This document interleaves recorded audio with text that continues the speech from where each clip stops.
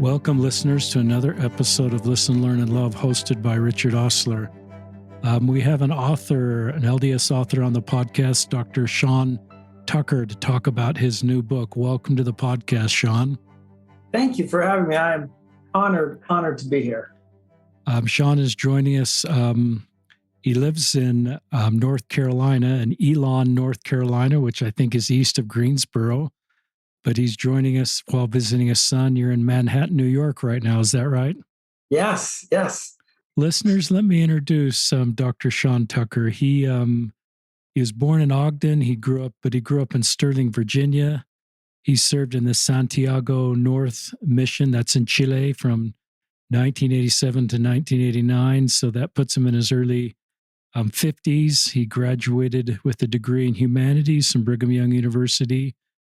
He married Nicole Jones there. They're the parents of 4 kids and 2 grandkids. He has a master's degree and a doctorate, both in humanities, from Florida State University. And he's taught at Elon University, a 4-year private university, since 2000. He's written 4 books, some scholarly books and some for the LDS community that we're both a part of. But we're going to talk about his book, Humility, A Practical Approach. And so that'll be the focus of this podcast.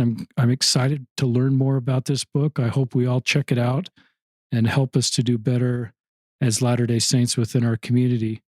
Talk a little bit about just the goal of the book. Most authors decide to write a book with a goal in mind.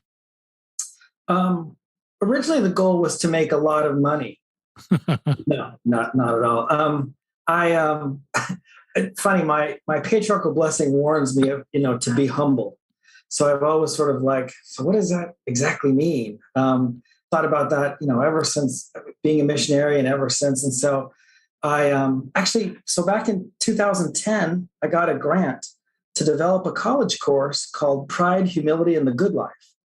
And it was just a great course. It's a junior, senior level seminar, and we would look at paintings that deal with humility and pride, and we would read literature and philosophy and all sorts of stuff. And it was just great. So in the course of teaching that class, I developed ideas about not just pride and humility, but how it might apply to our faith tradition. And then my second daughter, when she was on her mission, she made the fatal mistake of asking for her father's ideas about humility. 9 letters later, I had sort of mapped out what I thought humility is. So that sort of became the basis of this book. And what I really hope for the book is that I hope that it provides just practical, down-to-earth insights into what humility is and how we can develop it. I like books about humility. Tell us, and I'm going to ask you some more questions. I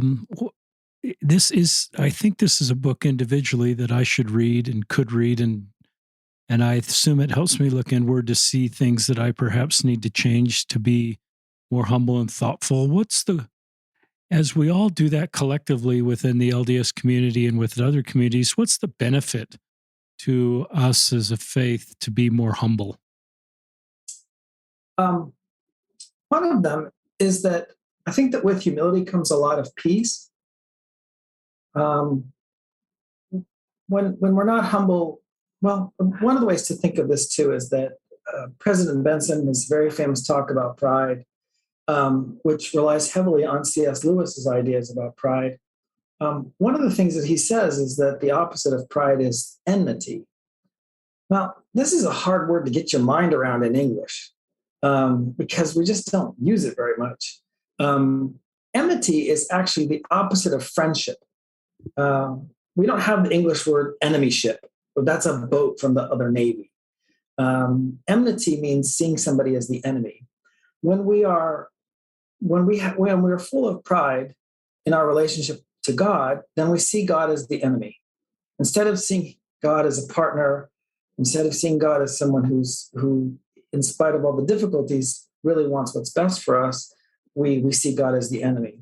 When in our relationships, this also happens. When we see other people as the enemy, that is pride. Humility is choosing to see people as friends, which, I mean, and that's the best. Friends don't always agree.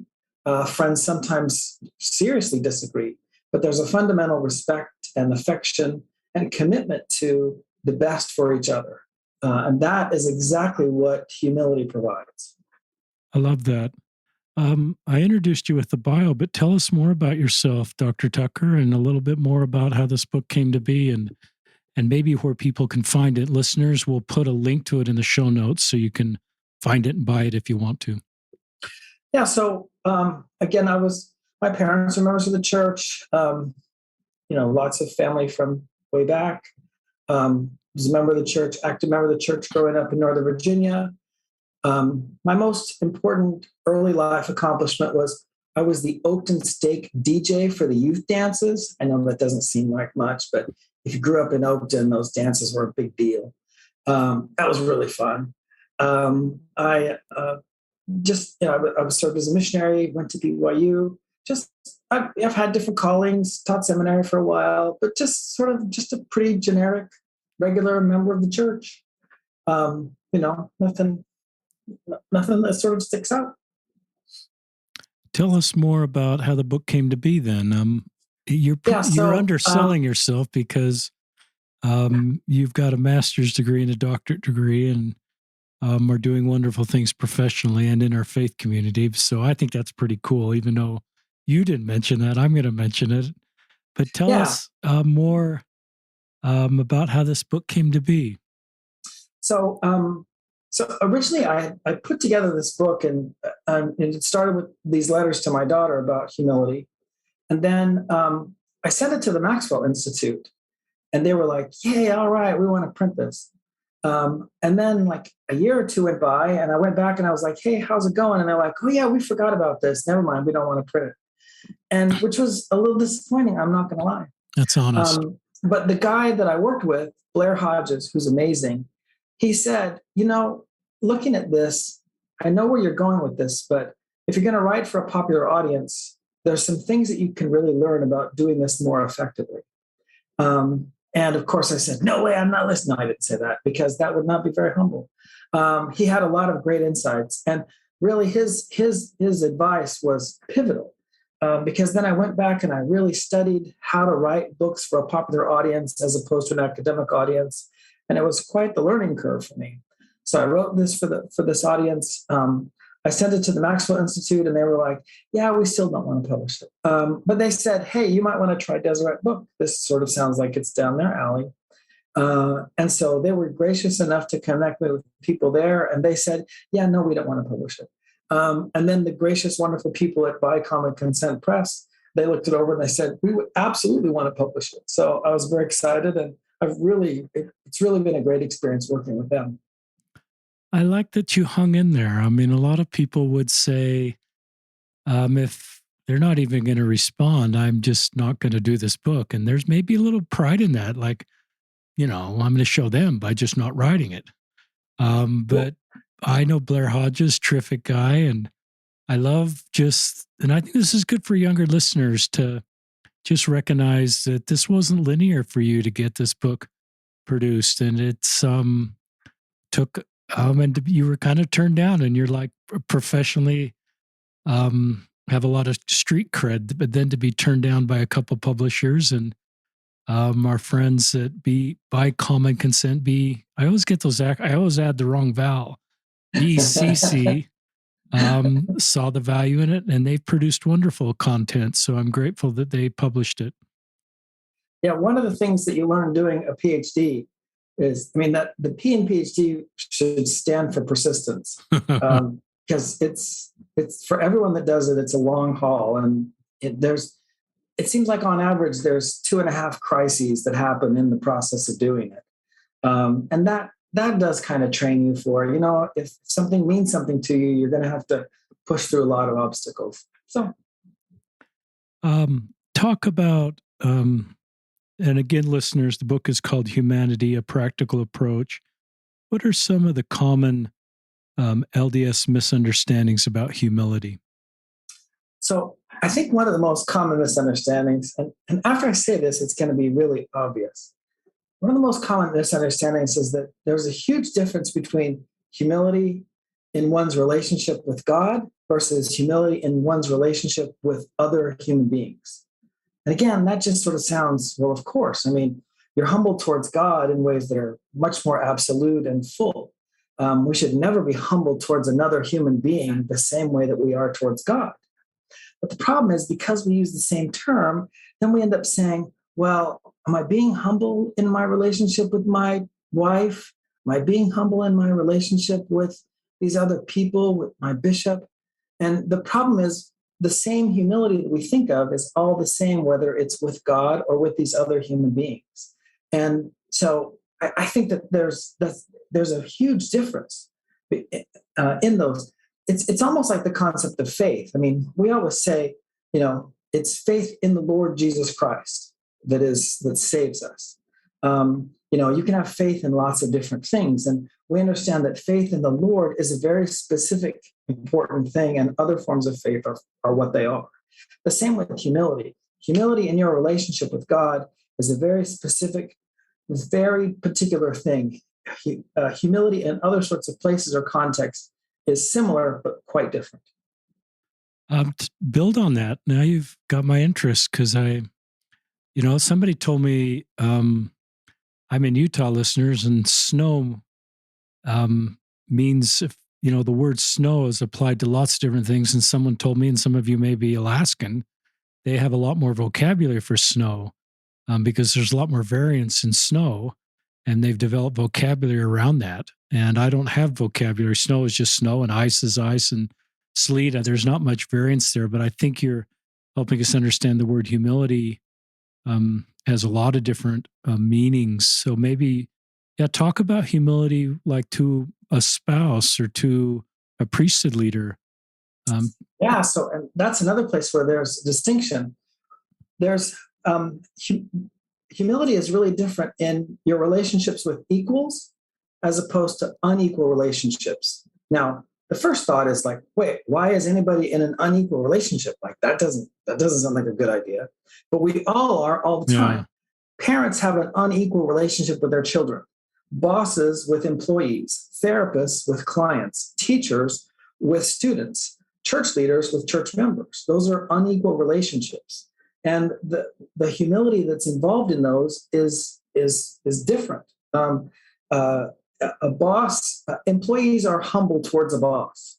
Again, it doesn't mean that you just do whatever a boss says, but the same thing goes for a parent or a church leader or a therapist. Any of these people, they're there to help you out, but they help you by you paying attention, being committed, being listening and attending to what it is that they tell you to do, right? And that's how that goes. Then there's relationships of equals. Like siblings, spouses, and friends. Now, what happens is because we're not used to relationships of equals, we tend to just, even in those relationships, we tend to just like go back and forth between parent-child, parent-child, parent-child, instead of truly sort of seeing each other as equals. And the same thing goes, especially with spouses, right? One spouse should never parent the other spouse. That doesn't work for either one of them. And there's quite a bit of discussion about this in the book. And so the idea of being like humble towards your spouse, like submissive, like a little child is submissive to their father, that does not apply at all. That should never be the case. And it's too bad we don't have a different word for that, for humility in relationships of equals, just like what you're saying about snow. Then humility in your relationship with God. And you can imagine, if you're having a conflict with your spouse, and you're like, well, maybe I should be more humble. And you're thinking of that same sort of humility that you have towards God. It's like, no, that's not helpful. That's not getting you towards the place where you want to be. It's really helpful. Now I'm drawn to relationships that are just by the reality of the relationship aren't equal, quote unquote. A boss, a parent, a church leader. What advice do you have for people in those roles? And I guess we all are in those roles. Yes. At some point in our life, we're in relationships where, we're in charge, I guess, or have more authority or more privilege. What advice Yeah, do you have for people in those roles to be effective and be humble? yeah, and again, there's quite a bit of discussion about this in the book. But when when when someone has a leadership role, like I'm a professor, I give assignments to my students. I expect them to do them. I carefully calibrate them to foster the sort of growth that I want in my students. And doing it a long time, I'm much better at doing that. Um, and I'm pretty successful at that. The same thing happens with parents. Good parents want to put their children in places where they can be successful all the time. Sometimes we don't do that. We were just at the fireworks the other night. There were families at the fireworks here in Manhattan. It was really fun. Some of them, I think, had brought some children that were a little on the young side, and those kids were not in a place where they could be successful. And so, sometimes we make that mistake. But that's what parents want to do, is put people and do that. And the same goes with church leaders and therapists and all these sorts of people. And I actually think that as members of the church, we're pretty good at being like church members, students, pupils, players on a team, these other sorts of roles of being very attentive, of listening to the feedback and the advice that we get, trying to incorporate it and learn and grow. I think the only thing that might be difficult is sometimes understanding moments when we should resist, when we should be wise enough to sort of consider the advice or the feedback that we're getting, and careful about how to follow it and how to study it and how to go forward with it successfully. Um, a thought came to my mind to ask you this question. You've been a professor at Elon University for 20 years, 2 decades. So, what would you tell your younger self, the 20, the early version of yourself, to in this space to help you be more effective? I assume you've learned some things in the world of being more humble that you would teach your younger self. That's kind of an out of left field question. So there you go. No, that is a really good one, because being a professor is this balance between, trying to push students to get the best from them. Like in some ways, I feel like a coach. You establish exercises or drills or other sorts of activities to really push them to develop the skills and to just be excellent. But then at the same time, you have to balance that with being patient for them to grow into the skills that it is that you want them to acquire. And if I were going to speak to my 2 decades ago self, I would probably just talk a little bit more about that. That's exactly what I'm doing. Just so that it's I'm a little bit more cognizant that is exactly what I'm doing. I'm trying to put these students in places where they can push themselves and grow and learn. But at the same time, it has to be at a pace that is really going to be beneficial and that is sustainable long term.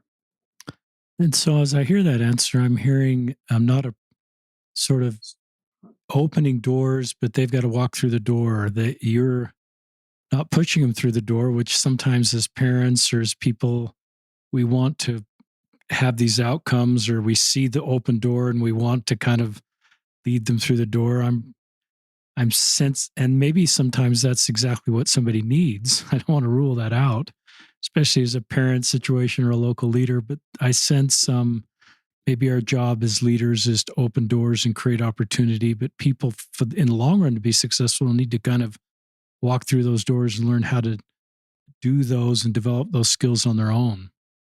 Yeah, yeah. And again, one of the things I talk about is this. I have a colleague that teaches ceramics, and he has this approach to teaching called like benevolent or benign neglect with well-timed moments of intervention. He leaves his students alone a lot to just sort of work through things, but then he's always attentive to what's happening, and just at the right moments he'll go and just give a little nudge, give a little insight, just a little push, so that they themselves can sort of continue to move forward and grow. He's really an amazing instructor. And would you call that being humble? What? Oh yes, Because absolutely. I would, until I've talked to you in this podcast, I would use a different attribute to describe that behavior. But I think one of the things you're helping me and maybe listeners is broaden our definition of the word humility. Well, and fundamentally, the definition of humility that the book puts forward is that humility is dedication, commitment, submission, especially when it relates to the Lord. And the basic expression of humility is, "You are the Lord my God," and it's complete and total dedication, commitment, and submission to the Lord. So then go back to this teacher. How does this reflect humility? Because he is completely dedicated, completely committed to the growth of his students. He doesn't see them as objects to be moved around. He sees them as humans. He's not of our faith, but he's someone who I think helps students embrace their highest divine celestial potential, at least in this area of their life, because of the way that he attends to them, that he's present for them, all of which are expressions of love, and they're ultimately this wonderful humility. It's really cool. Do you want to talk about implications of that style for parenting or for local leaders? Yeah, yeah. I think that with parenting, and I don't know. I think most parents do this. The parents that I'm around, they love their kids. They're attentive to their kids. There's times when we're all tired or impatient, or these other sorts of things happen to us.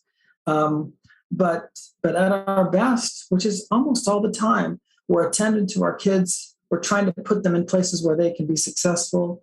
I think that one of the things that sometimes we fall into doing is, sometimes we end up kind of falling into using the devil's tools to do the Lord's work.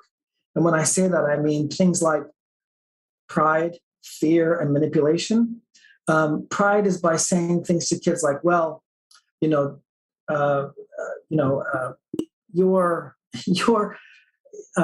a member of the church, so the Lord expects more of you. Well, that is just flattery. That's just pride. And it just sort of encourages children to be like, well, I'm better than the rest of you people. That's why I have to keep the commandments. Well, I'm better than you people. That's why I don't drink. I'm better than you. That's why I don't swear or sleep around or do these other sorts of things. It's because I'm better than you. And I think that that's using the devil's tools to try to do the Lord's work. It's flattering them. It's telling them that they're somehow so special that they shouldn't do these things. And C.S. Lewis actually talks about this, and he says that the devil laughs when we do this, because when we cure kids of these smaller sins and then give them this greater sin, it's like the devil saying, well, I'll cure your cough if I can give you cancer. Pride is, and looking down on other people is just so much more serious than, having a word of wisdom situation or swearing or something like that. Seeing other people as beneath you or as your enemy, that's just a much more fundamentally non-Christian view than these other sorts of problems. And I think in general, parents avoid that, but again, sometimes we'll use fear, or we'll use a little bit of manipulation. Sometimes they're just too easy of tools to use. Sometimes we've seen other people use them.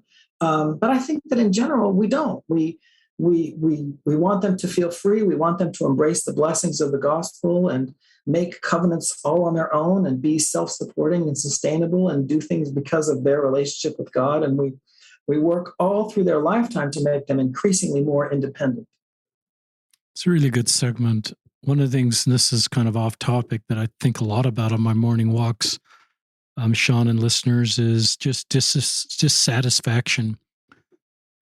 Excuse me. What I mean by that is people that step away from the church. And I used to kind of think, listeners, that if we could get people to the temple and on their mission, it was kind of a done deal that they would stay in the church for the rest of their life. And there's great programs and great support system to get a lot of youth to those key milestones in their life, which I love, the temple and serving a mission, but being connected with the YSAs and just so many that I talk to, that post-mission 20s and early 30s group is a group that I don't know the numbers, but it seems like we're losing more of those. And I wonder if some of it's kind of unforced errors, some of the perhaps not major manipulative things, but minor manipulative things that Sean's that share that make us feel special or elevate us above other people that kind of fall apart a little bit as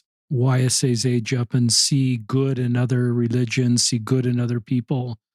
Some of the groups that we've talked negatively about, they get to meet up close and personal, and they have different feelings than they were taught as youth. And so I'm not a scientist or a social scientist or even going to do a dissertation on this because I'm too old for all that research. But I think about what we could do, some of the things that you just suggested, Shawn, in our younger years that cause them to have a more sustainable relationship with the church that's just based on our beautiful restored doctrine that in itself sustains my testimony without elevating myself over other groups of people or feeling I'm better or more special or even more valiant in the pre-earth life. I've heard that at Sunday school, Shawn, is that I was born into the covenant because I actually was more valiant in the pre-earth life. And we don't teach that doctrinally, but some of that stuff creeps up in our culture and it makes us all feel really good in Sunday school if we were born in the covenant. But I don't think it's particularly helpful in the long run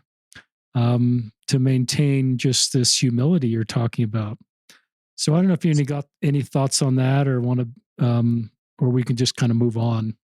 I think that's a very serious, ugly thing when we do it, and we do it in the church all the time. Sadly, once you start to listen for it, you say, "Well, you're a royal generation," or and this whole like you were generals in the war in heaven before, like. There were military ranks. I mean, is that how we were? Like, did we march? Did we have guns? Like that metaphor just doesn't really even seem to work. And anything there's quite a bit of discussion about this. Anytime that people say, "Well, you are special," like you should hear the footsteps of fear and manipulation, behind those sorts of statements. And I feel really fortunate that when I was growing up, I had a lot of doubts, and I think that I know that my parents knew that, but they loved me enough to leave me alone. I felt very strongly that my parents, they prayed for me every night, they wept for me, that they wanted the best for me, but they felt that what was best for me was to just leave me to work things out myself. I had friends from all sorts of different religions. I went to churches with them. I read all sorts of philosophical stuff, and I felt like my parents loved me enough to let me work it out. I never felt them anxious or fearful or needing to maneuver me or manipulate me, and because of that, it instilled a lot of confidence in me that I could do this, that I could work with the Lord, and I could solve these problems, and that I could move forward. And so then, when I was a missionary and later on, as I've encountered so many different people, it comes as no surprise that the Lord is active in everybody's life, and just as active in anybody's life as any member of the church.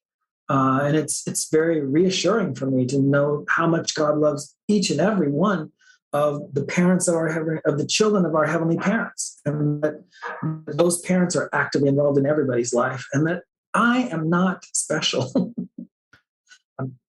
I'm unique. I have unique things to do, but I'm not special.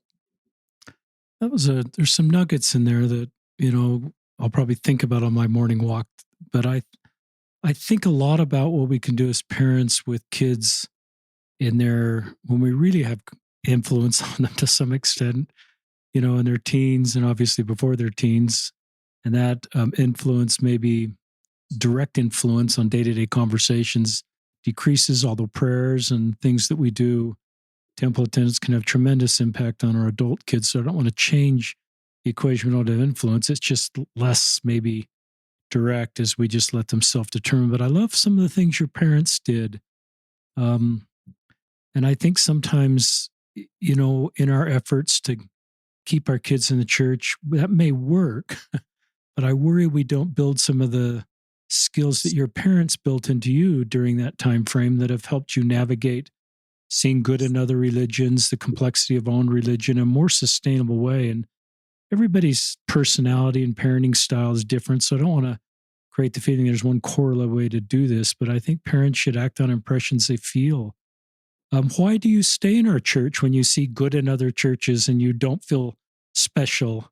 You're a committed member of the church. So some listeners may say, well, some may feel, people in other churches aren't happy and God's not working through them. And I'm only going to be happy in this faith and God's only to talk to me. So why are you in this faith?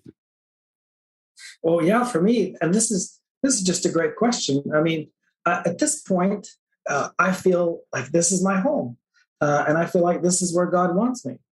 If I woke up tomorrow and felt like the Lord wanted me working or serving or taking a different path, I hope that I would have the humility and the faith sufficient to follow that path.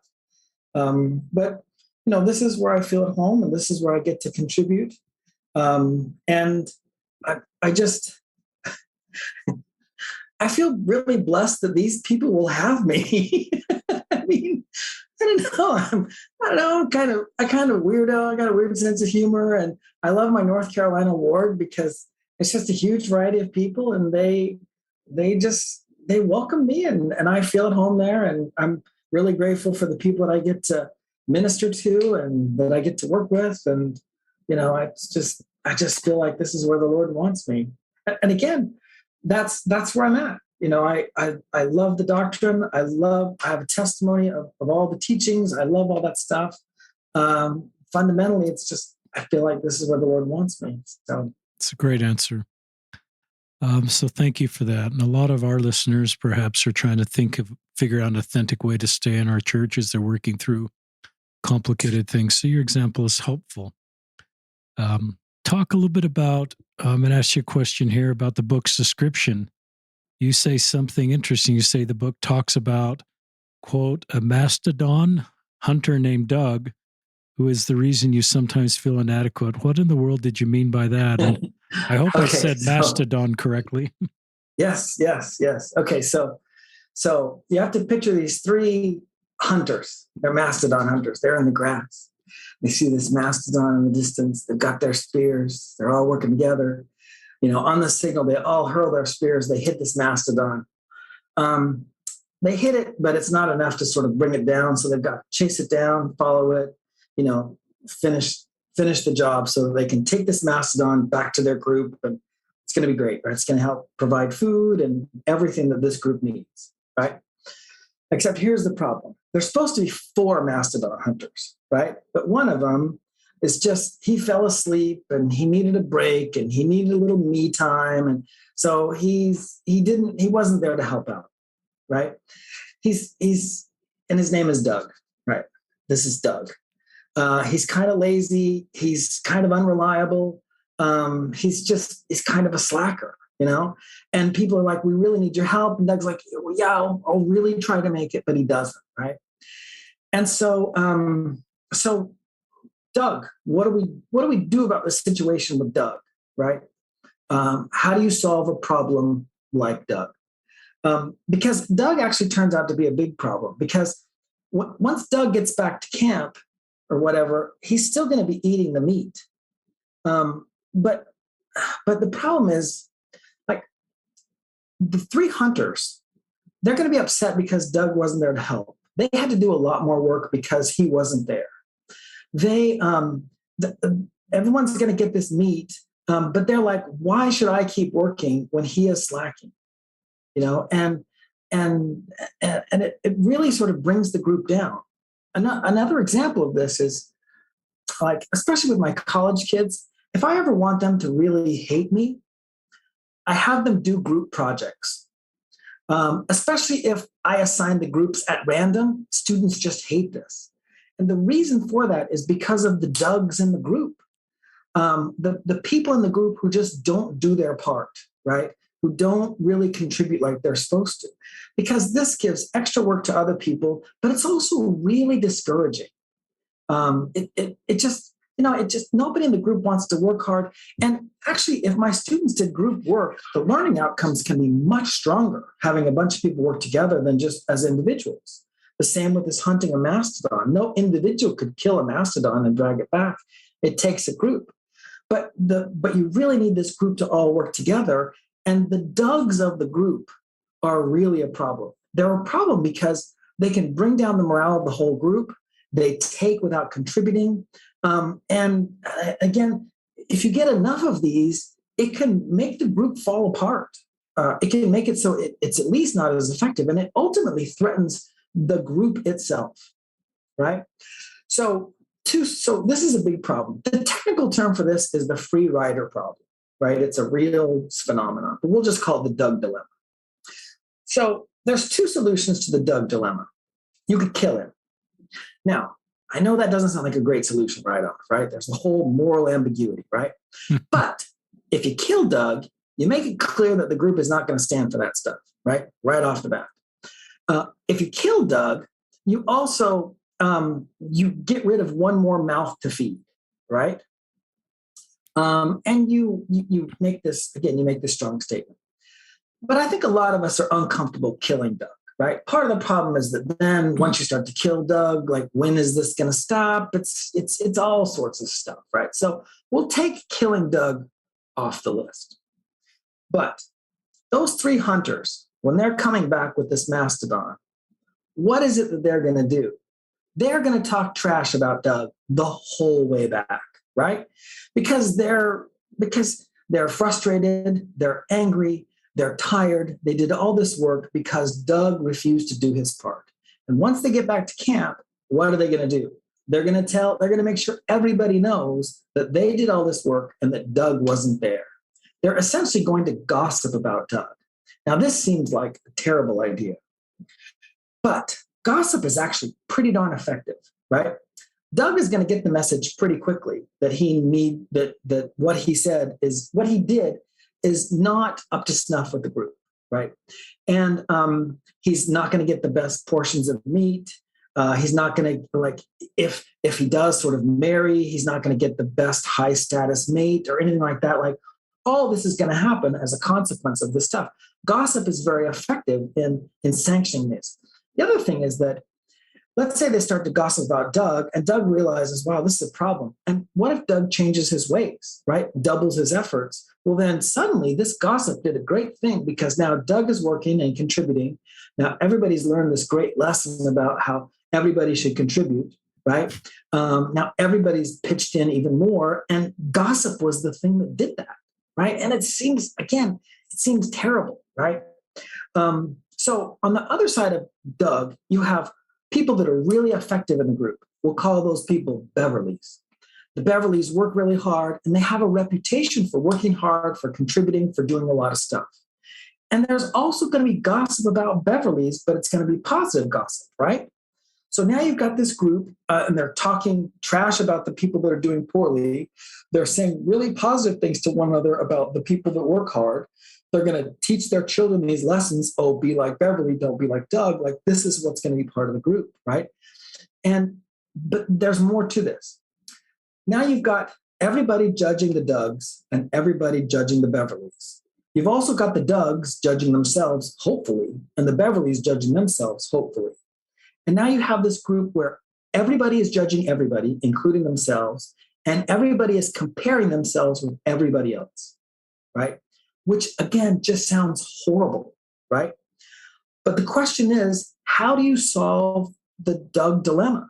What other way is there to solve that free rider problem, right? How do you make it so the Dougs all participate, all do their part, right? So this is this group, and this is this thing. Well, see, here's what happens. Society is a big group, like the Doug group, right? Your ward is a big group.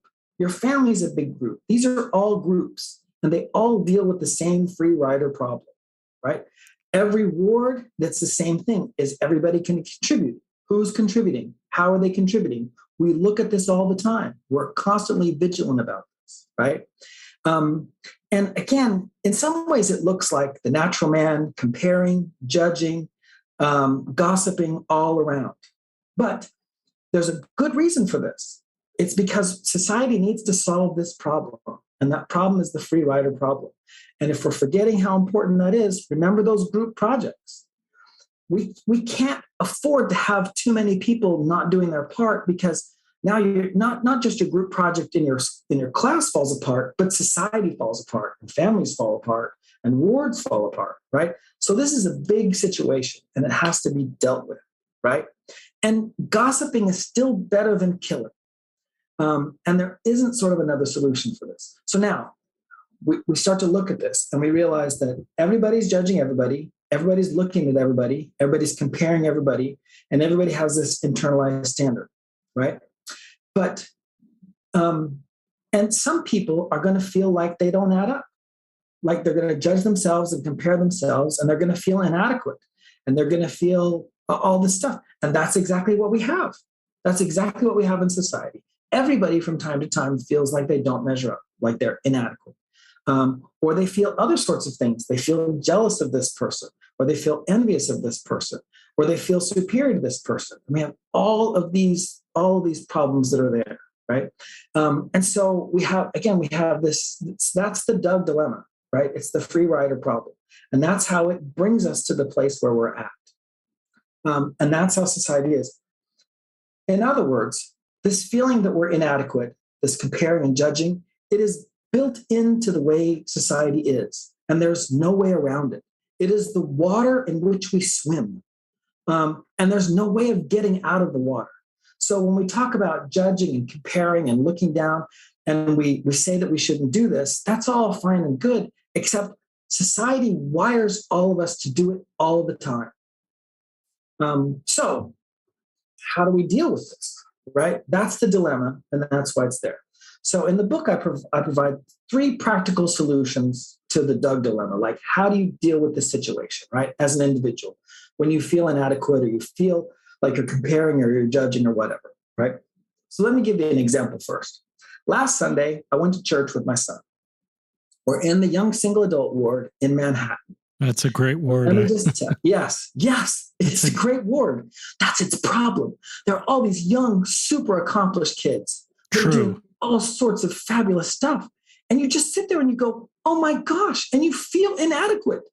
You see this person who's at Juilliard, and this person who's doing this thing, and this person who's doing this thing, and you're like, holy cow, when I was that age, I wasn't doing any of that stuff, right? And you do. The other thing, now this is just me, I'm a 53-year-old elder. And you talk a lot about this in your fabulous book about improving LDS culture, about, not aspiring to callings and stuff like that. Wonderful. Wish it was me. Wish I never did it, right?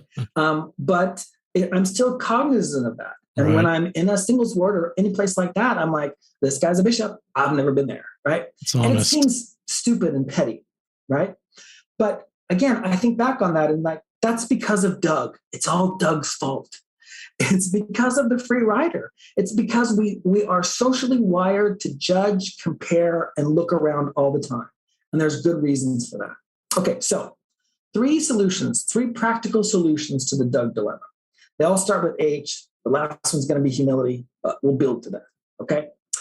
The first one is honesty. So what I mean by this is that when I feel jealous or envious or inadequate or something like that, the first thing I do is I say, I'm feeling jealous.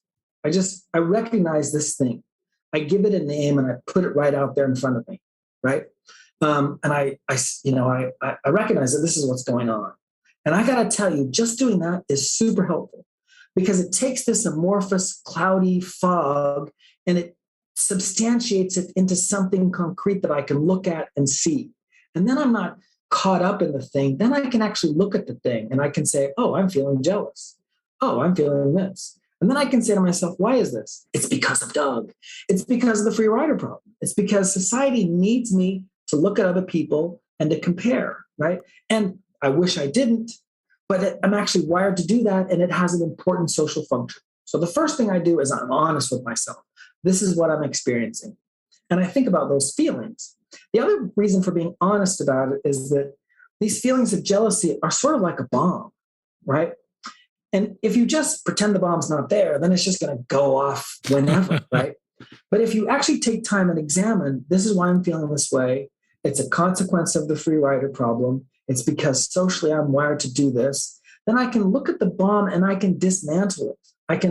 I know which wires to pull, and which one to tug, and which one to do this to. So then it isn't a bomb that can just sort of blow up, right? Honestly, just assessing and being clear about my feelings are very helpful. It's much better than just walking around. I won't compare. I won't compare. I won't compare. I will not judge. I will not judge. Judge not. Like that doesn't do me any good. Just being honest about why I'm doing it. The second practical solution after honesty also starts with H. This comes from C.S. Lewis. In his Screw Tape Letters, he has this demon, and the demon says to the other demon, "Listen, if somebody starts to be humble, then just point out that they're being humble, right? And point this out." But then the demon says, "But don't do this too often, or they'll just laugh at themselves and go to sleep." And so the second solution is humor, laughing at yourself, right? So I'm sitting here in church on Sunday. I'm looking at all these accomplished kids. I'm feeling jealous of them. And I'm like, I'm a 53-year-old guy feeling jealous of 20-somethings. That is laughable. That is really laughable. And just the act of laughing at it also sort of puts it in its place, right? Like the demon had said, don't do this too often or they'll just laugh at you and go to sleep, right? Then it takes all the sting out of it, takes all the barb out of it, right? I'll see someone at a bishopric and I'm like, good for you. Glad the Lord's doing that for you. Actually, maybe I've just dodged this bullet. There's no shame in this, right? All right, this worked for me. So I just laugh. Humor. Just the second thing is just laughing at the situation, right? And the third thing, which is humility. So I feel this. I feel jealousy. I feel envious. These things happen. So then I just remind myself that that I can say to myself, the Lord is the Lord my God. And I can reorient myself towards the Lord. This is what really matters to me. And I can refocus on that. And it takes my view away from all this jealousy and envy, right? And then I can also refocus on the people around me that I get to love and serve, right? Those are the real things that have substance and meaning in my life, right? Looking at somebody else or judging, those are useless to me. In the book, I use an analogy that's presented in Dante's book. And in Dante's Inferno, actually in the Paradiso, he's coming off the earth and he's going up into heaven. And as he's lifting off the earth and going into heaven, he looks down between his feet where the earth is, and it gets smaller and smaller until it's a speck, and then it like disappears. And I noticed that when I remember what really matters, my dedication, my commitment, my service towards the Lord, and when I remember the people around me that I get to love, then all of this jealousy and all this envy, it just gets smaller and smaller, and then it just goes away, right? Because I just come in contact with stuff that's more real and more substantial. Now, I'm going to come back to earth. In a few hours or days or whatever, I'm going to be in another situation. I'm going to compare. I'm going to judge. I'm going to be envious. But again, I can be honest with myself about what's going on. I can laugh at the situation. I can reorient my thinking via my humility towards the things that really matter. And for people who really don't like to laugh at stuff, and I know these people exist, another great thing that works for step number 2 is just gratitude. Just looking around and feeling grateful for the things that you have also tends to take sort of the sting out of envy and jealousy and tends to put those things in their place. That was really terrific where you set that up and then had very practical things that are all within all of our reach to do. And I love you being honest about the singles ward in Manhattan.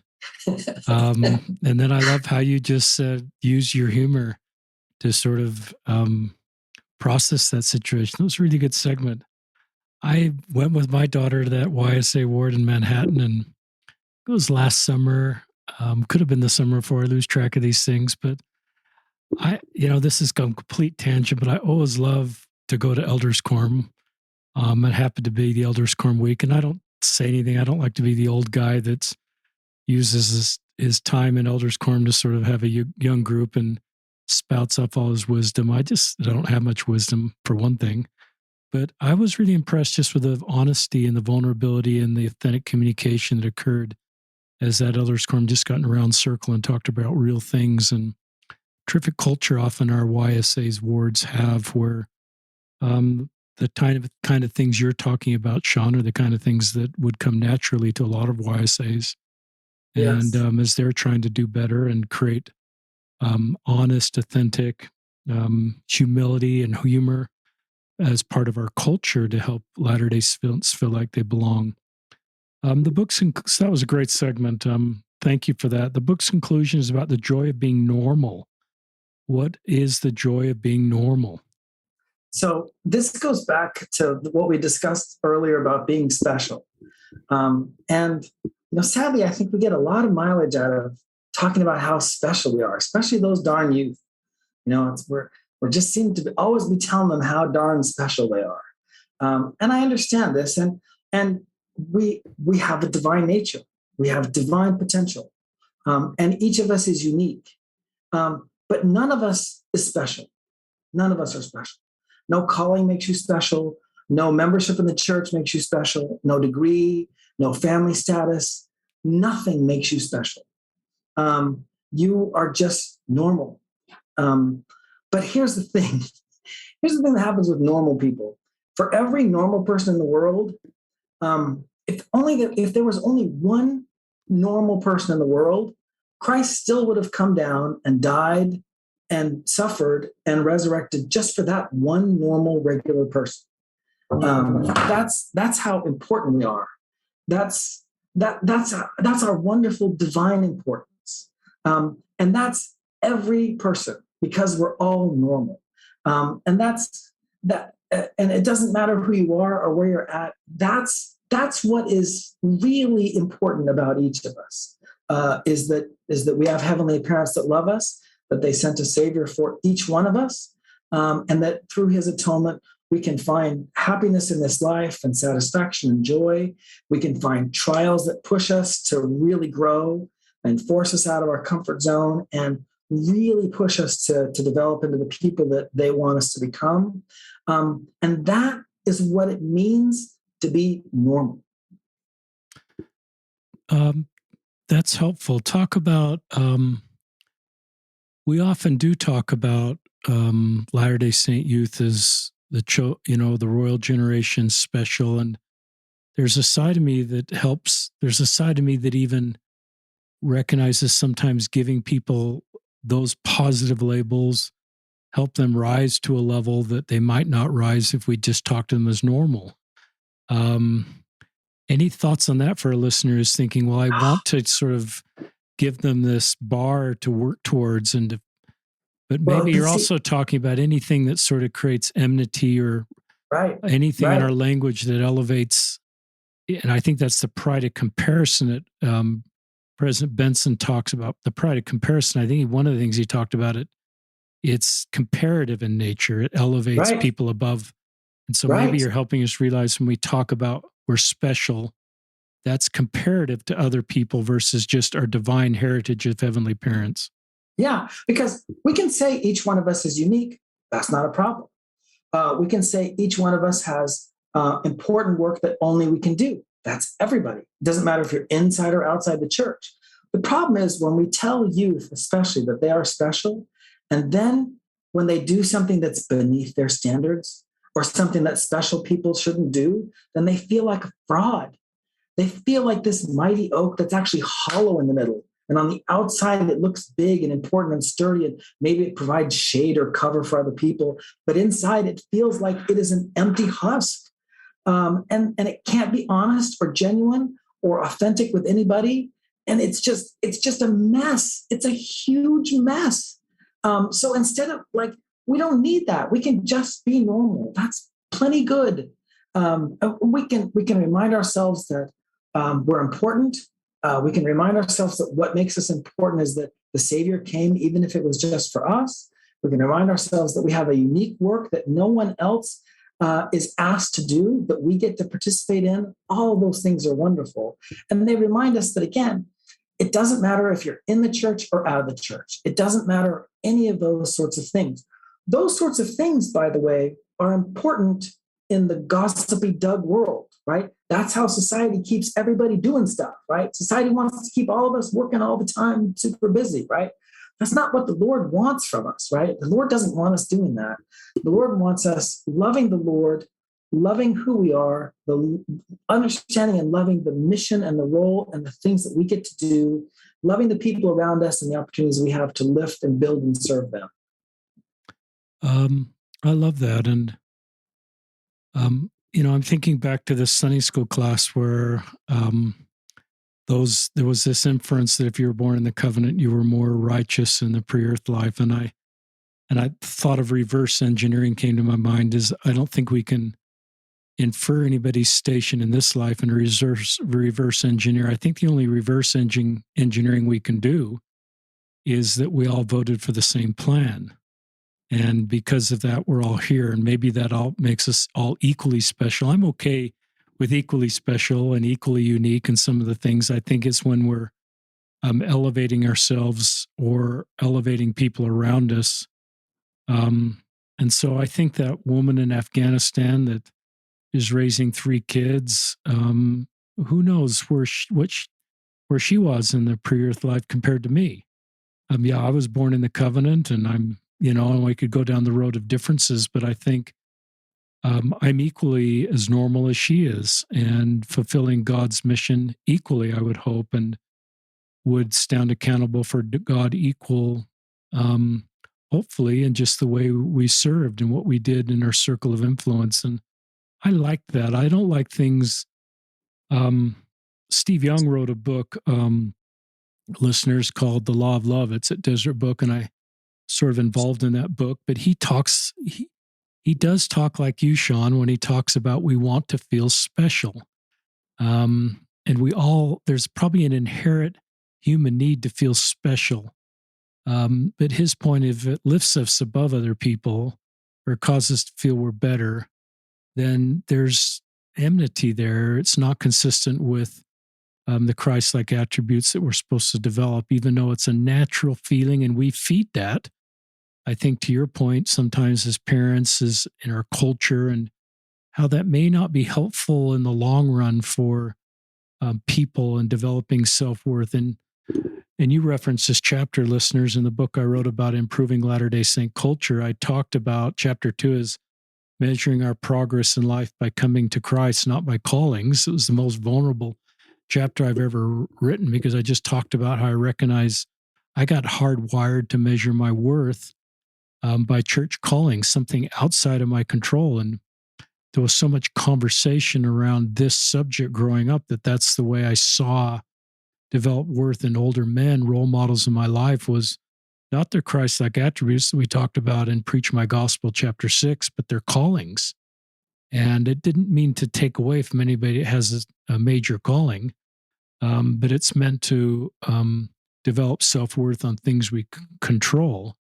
And you were honest to say you're an elder and you've never been in a bishopric, which I think would make you a high priest. And respect for you being honest, but that's part of our culture that I think we can improve. And I like doing things, Shawn, we can do to improve our culture that just perhaps helps it so that we can create Zion and help everybody feel like they belong and they don't feel marginalized in some of this language, or it's not sustainable as they have more of a world view, and some of the things that we've taught culturally don't really hold up to the realities of their experiences, and it causes them to question other things, and dominoes start to fall, and they wonder if they belong in the church or if it fits with their value system. More thoughts that come to your mind? Yeah, just to kind of circle this back to the Doug dilemma. Good. The fact that we do go to church and we judge people based on their calling, and we compare people based on where they're from or what they do, or we do all this based on what their knowledge is or other things like that. That makes a lot of sense. I mean, it's part of gossip. It's part of the way we want the ward to function.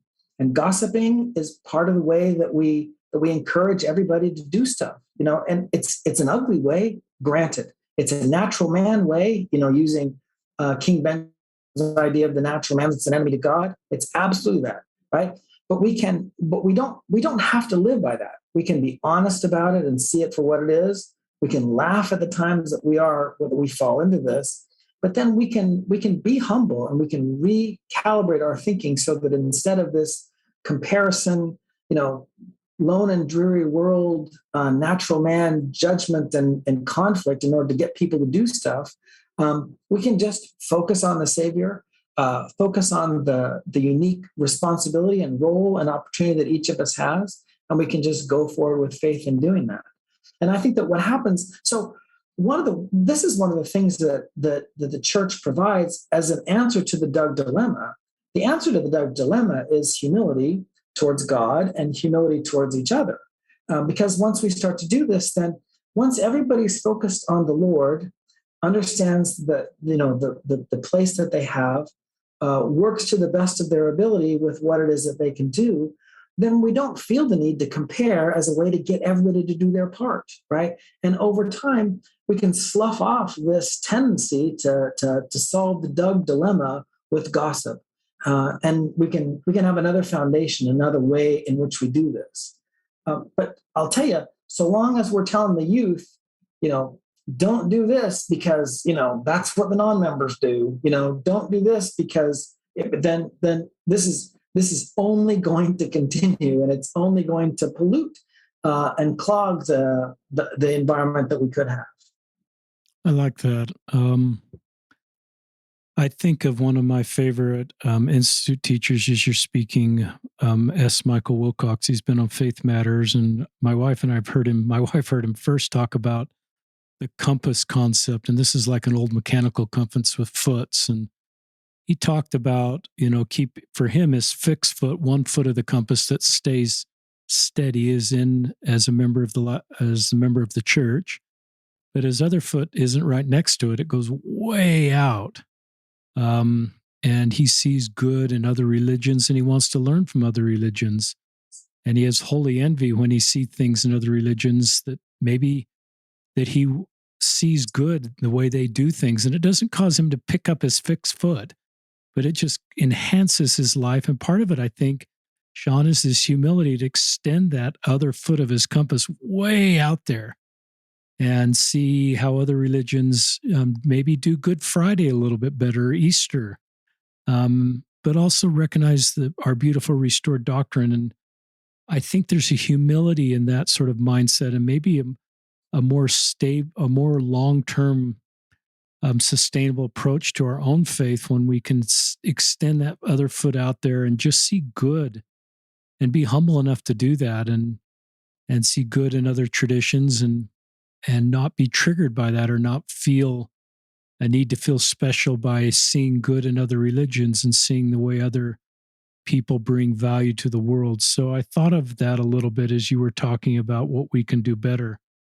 And I think that in addition to that, the degree to which we do reach out, because we understand that the Lord is active in all of these organizations, that the Holy Ghost is inspiring people all over the place, everywhere.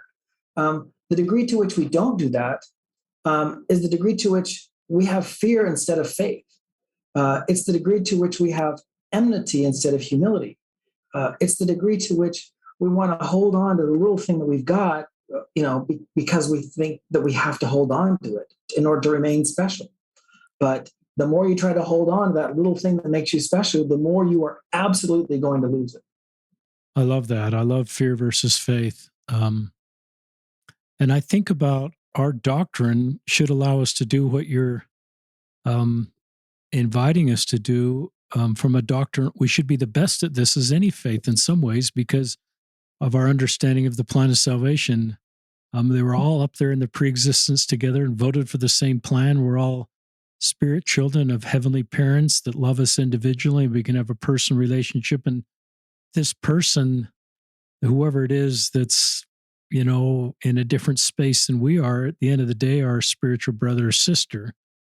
And so if we go to the 30,000 foot view of our doctrine and remind us of that, we should be able to do what you're saying, to live by faith and not by fear, and to see us all as normal in a good way, because we all are equal children of the same heavenly parents and part of the same plan of salvation and sharing this earth life together.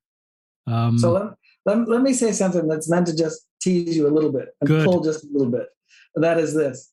Yeah, we should be the best at doing this because we're special. Very thoughtful.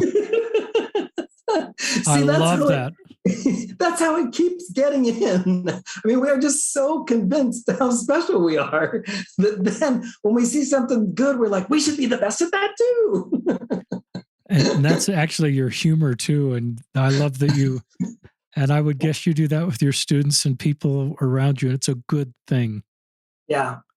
And Yeah. I think it's another reason to read your book is just to see, kind of look what we can do individually to improve in this space. How can people get your book? We'll put it in the show notes, listeners, but go ahead and tell us where you can get it. So it is published by Common Consent Press. It's available on Amazon. I honestly don't know any other way to do it. I've been thinking about selling it out of the back of my van, but I think you're still going to just be better off through Amazon. So listeners, we'll link to Amazon in the show notes so you can get a copy of this book. And I have another question for you that's more related. It just comes to my mind. You are living in a place you did not grow up in. I don't know if I sat next to you on your plane ride from Chile after your mission and could somehow say you are going to be, you're going to have a couple graduate degrees and be teaching at Elon University and outside of Greensboro and for 20 years. And it's sort of like there's younger people listening who don't know how their life is going to unfold. And you seem to have been open enough to open some doors that perhaps you didn't even consider on your mission ride home. So any advice just to younger people that may not be sure about how their life is going to work out and just, some just are so wired in when they come home from their mission. I mean, not everybody served a mission, but they just there's no fog and they're just complete clarity on what they want to do. But I think most, that's the minority. Most do not know. And they maybe are surrounded by people that do. And they feel like, wait a second, I don't know what I'm supposed to do. And everybody else around me. So maybe you knew you would be teaching at Elon University when you flew home from Chile, but maybe not. So just talk to younger people. Yeah, I have a great story about that. In the book, there are a couple of different ideas about what humility means in one's relationship with God. The most obvious one is like when God asks us to sacrifice something, humility is being able to do those difficult things, right? But there's another side to that, and that is humility in believing God when God tells you something good that seems sort of too good to be true, or that's just like, wow, really? And I will tell you why. I will try to not get choked up about this too, by the way. I was a solid C plus high school student. I realize now that I'm a social learner, and like having me just learn individually was really difficult. I also found out some years ago that I'm dyslexic, so it's hard for me to read. So I should be a humanities professor who reads all day. How could this go wrong? So I loved learning, but I just didn't do school very well. And so I started college with almost no confidence that I would be able to do it. And so then I was like, I was going to teach high school, and I got married, and that was my plan. And my wife encouraged me to teach college. And I was like, I can't do that. These people, like, they know so much and you have to do all that stuff. And I don't want to get married and then have kids and then jeopardize our family going off to get a degree when I'm not sure if I'm going to be able to get a job or if I'm going to be able to complete it. And it was really difficult for me. And I prayed a lot about this. And my wife was super encouraging because she is amazing. But then I also felt the Holy Ghost sort of say, you can do this. You can do this. And another side of humility is believing God when God tells you things like that. Like tells you good things that can be hard to believe. Like you can have a child, or you don't have to have any more children, or you can stay in the church, or you don't need to stay in the church, or just anything that God is going to tell you. The humility to hear these good messages that sometimes we're like, well, I'm okay if God tells me to repent, but I don't know how to hear God tell me how much my heavenly parents love me and how proud of me they are and how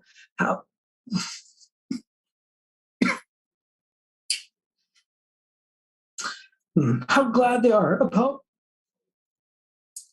all the great things that I'm doing. It's just it can be hard to hear that message, and it's really important. It's just as important as any other form of humility. And so, if I would have been on the plane, um, if I'd have been on the plane, you would have said that this is where I'd be. I wouldn't have believed you. Just too good to be true. And without my wife's support and without just the Holy Ghost saying, "Yeah, you can do this," it just wouldn't have been able to happen. That segment was golden. Listeners, I love Elder Bednar's talk about personal revelation. He talks about some people get the light switch and there's just complete clarity about their path, but I think most people have a lot of fog. And he talks about you just take a step in the fog, and often that next step becomes clearer, and you have personal revelation. In Shawn's case, he has a wonderful wife, but I love the way you weaved in humility to believe in the personal revelation you're receiving. You said some really cool things. I love to learn, but I didn't do school well. And I love the way you were able to recognize, and then all the voices potentially in your mind saying, how can I get a doctorate and teach at a college level when I was a C+ high school student? I'm not going to put words in your mouth, but I'm a fraud. What if they only knew? Yeah. And I just love that segment for those of you that are listening, wondering all those people with doctorate degrees and all those. I don't want to elevate one profession versus another. They're all normal, needed. But if you have some feelings about what you'd like to do, and no one else has done that in your family, your friend group, and you have some feelings about that, be humble enough to accept those feelings, to use Shawn's language, and be confident enough. Confidence is a sign of humility. It's not looking at others and trying to compare yourself, but just being confident enough.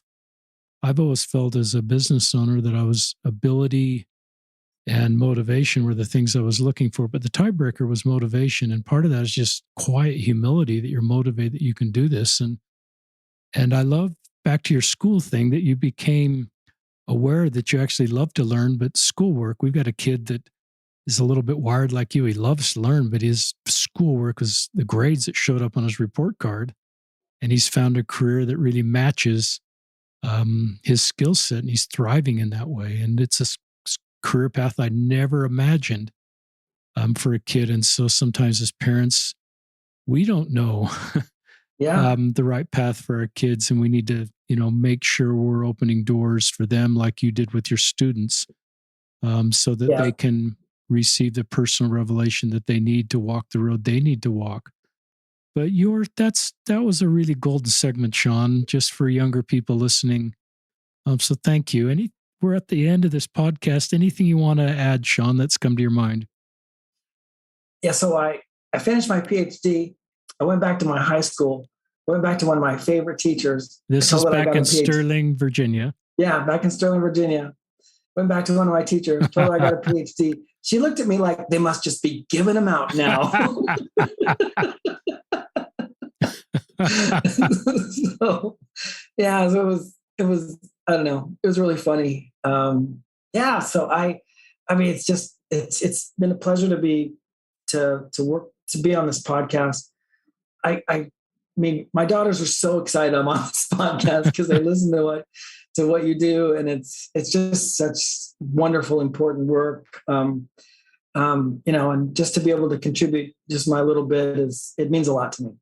Thank you, Shawn. And it's a pleasure to have you on the podcast. The conversation comes very natural, and thanks for your good heart, your good mind, your courage to write. You might be a little dyslexic, and from what I know about people who are dyslexic, writing may come hard to them. So maybe that gives vision to others that want to write and just have to do that in a way that works for them. Surround themselves perhaps with people who can complement them so that the content in their brain can make it onto the pages to bless the lives of others. But Dr. Shawn Tucker, we're really glad to have you on the podcast, and please check out his book, listeners. It sounds like a terrific book. And this is Richard Ostler and Shawn Tucker signing off from another episode of Listen, Learn, and Love.